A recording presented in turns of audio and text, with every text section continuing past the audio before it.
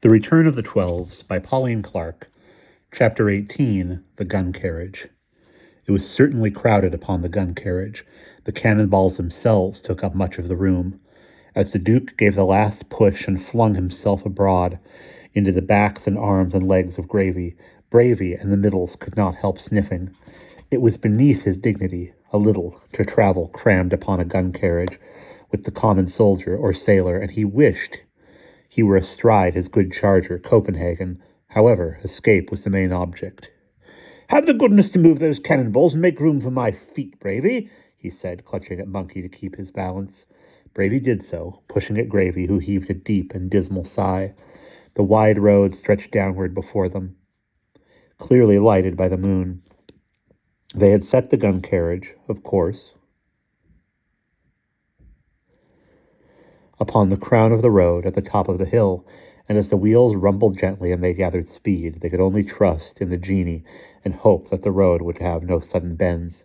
So thought Stumps, who happened to be sitting in the front, holding on to the strap. "I suppose you realize there is no means of steering this primitive vehicle," he said to King Sneaky, who sat next to him. "Leave it to the ingenious Sneaky," said this small person, who had hold of the other side of the strap, and he laughed one of his sinister laughs as he tugged upon it. But all that happened was that Stump's end began to rush through his hands. He tugged it back, and in this way they continued for some distance, pulling back and forth. The gun carriage kept straight on, quite unaffected. "We can only go where the road takes us," said Butter Crashy, who stood behind them, his hand up to his eyes, gazing into the distance. "And at least we are set fair in the middle.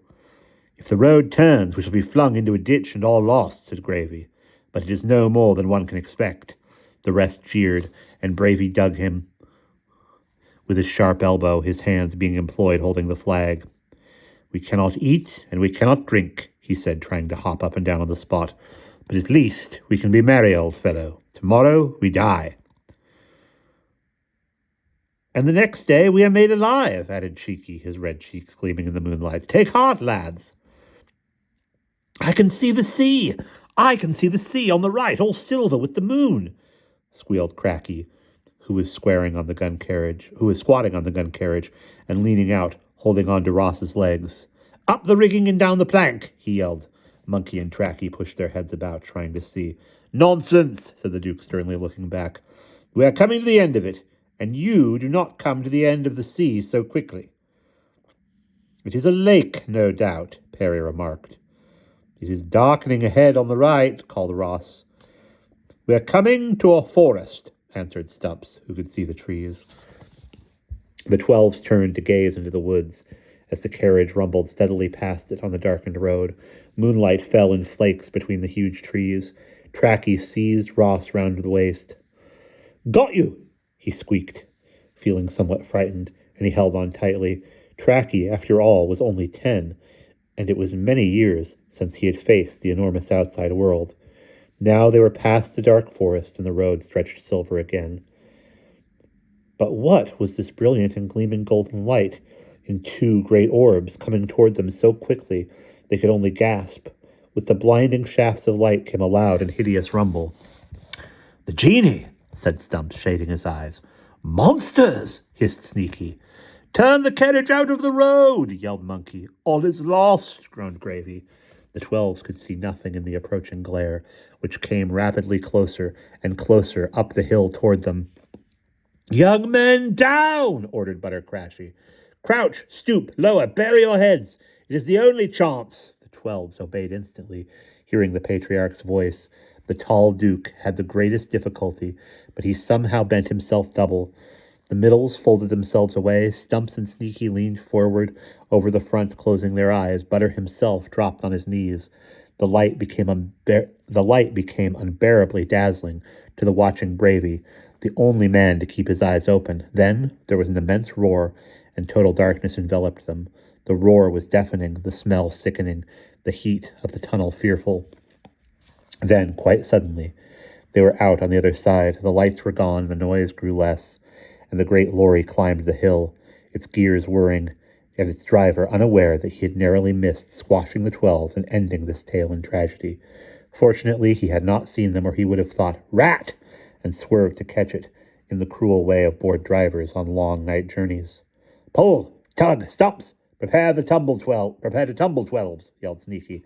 "I'm going to stop this carriage somehow, for the road is too dangerous. Another monster like that, and we may be done for." "Save your breath. 1, 2, 3, pull!" said Stumps, and together they heaved the strap, lifted the front wheels, and succeeded in turning them a little toward the side of the road. The carriage rattled on until it met the verge, where it overturned against a tuft of grass by a rut, and flung off the young men, pale and breathless, but unhurt except for Cracky, who had bitten his tongue and said so. "You've had worse to bear," said Perry, Buttercrash, who was brushing himself down. The Duke flicked dust nervously from his cuffs. Bravey planted the colors and executed a caper on the side of the road, shaking his fists at the memory of the lorry. Only Cheeky, the surgeon, seemed unafraid and unmoved. "It is evident," began the patriarch, and his voice trembled slightly, "that we must now leave the main road, even if it is the shortest way home. For another time, such a gigantic monster might well damage us." "There's a crossroads here," called Stumps, who had made haste to march along the road and explore. "A much smaller road turns off to the left. Let us take that. It is a good steep hill, and too narrow for a monster of the kind we passed." The Duke took command. 3 aside, the young men pulled the carriage along by the edge of the road toward the corner. Monkey flung himself upon it, lay on his back, and bicycled, with feet in the air, as if he were going up the rigging feet first. His ape-like face was still blank with fright, but this exercise made him feel better. At the corner, they stopped to consider. The main road veered right, down to the back of the bridge. The way to the left went steeply downward. The genie only knew where. "It is the exact opposite to our way home," said B. Crashy, "but instinct will guide us round. Who votes for a longer and safer journey, and who for the dangers of the high road?" The gallant Cheeky and the 4 kings, Perry, Ross, Sneaky, and Wellington, were risking their lives on the direct road, but they were outnumbered by the rest, who shouted them down.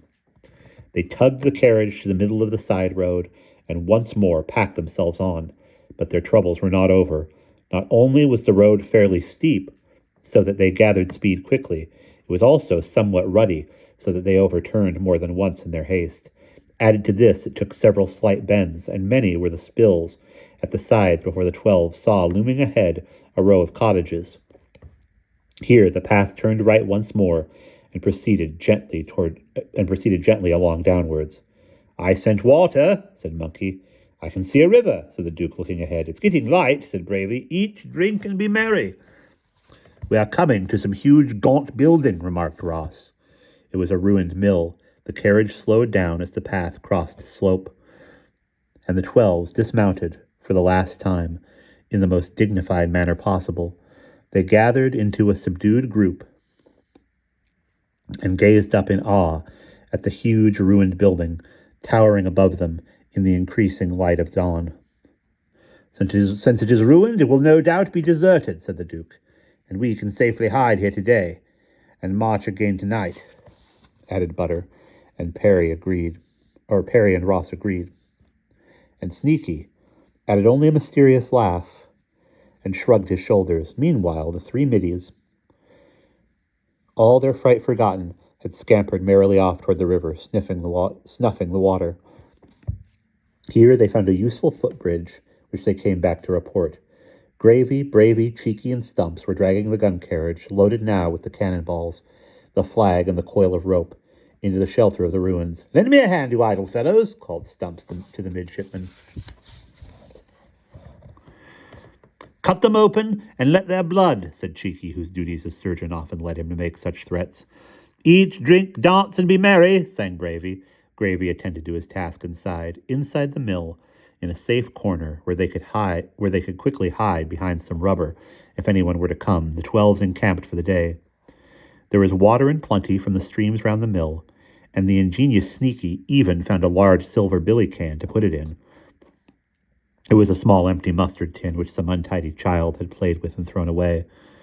With 3 men aside, this was carried full of water to the camp corner. and they only succeeded in drenching Gravy as they put it down. Gravy gave a melancholy howl, and the rest laughed shrilly. As for food, they had to exist on grass and cresses, but as Cheeky said, what could be healthier? Rum and cockles, answered Gravy at once, licking his lips. Before the golden rise of the sun, Buttercrashy and the Duke had made a trip to the bridge. The river flowed fast and eagerly in the early light, slapping up against the stones, curling round them with bubbles and foam. A large piece of wood was borne down from beyond the mill to midstream. In midstream, floating evenly and steadily, they watched until it was out of sight. "That is the way to travel," said the Duke. "Undoubtedly," said Buttercrashy, "for this river is going back to the right way. For this river is going back the right way. We must find or make a raft. We shall be there 10 times more quickly than by tramping the edge, dragging that carriage." They hurried back to the mill and gave the order to the 12s to search for a boat or a raft big enough to carry them all, their cannonballs and their coil of rope, and for oars or paddles to direct it. "If only we had the Invincible," sighed Gravy, as he slipped off with the rest to hunt. "Trot along," said Ross. "No time to lose. Day is here," and he pinched Gravy to hurry him up. Perry found a plank and called the rest to help carry it. It was launched for trial on a side stream and found seaworthy.